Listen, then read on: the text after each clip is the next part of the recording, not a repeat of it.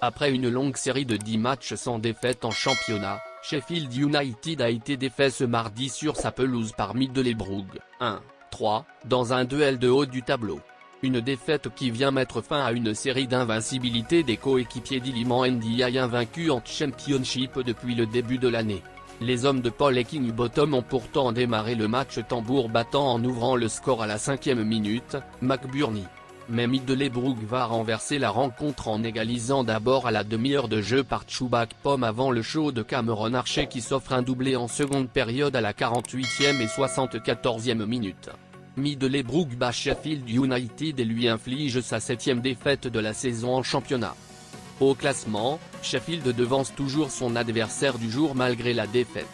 Les Blades sont deuxièmes avec 61 points devant les Borough qui occupent la 3e place du championnat avec 54 points. Le chemin de croix se poursuit pour Chelsea, cette fois-ci en Ligue des Champions. En grande difficulté en championnat, les hommes de Graham Potter comptaient sur le retour de la meilleure des compétitions pour se refaire une santé. Pour cela, il fallait venir à bout du Borussia Dortmund dans un Signal Iduna Park des grands soirs, pour le compte des 8e de finale aller de C1. À l'arrivée, les Blues repartent avec une défaite. Mais c'est un revers pour le moins frustrant pour Kalidou Koulibaly et ses partenaires, qui ont montré un visage très conquérant tout au long de la rencontre. Sauf qu'il fallait être précis en attaque, ce qui n'a pas été le cas côté anglais.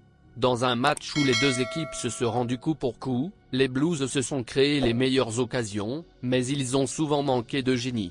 Contrairement à Karem Adeyemi, auteur de l'unique but de la rencontre. Sur un corner qui a emmené une très grosse occasion pour Chelsea, la défense allemande se dégageait et permettait à son jeune international allemand de filer seul vers la surface adverse.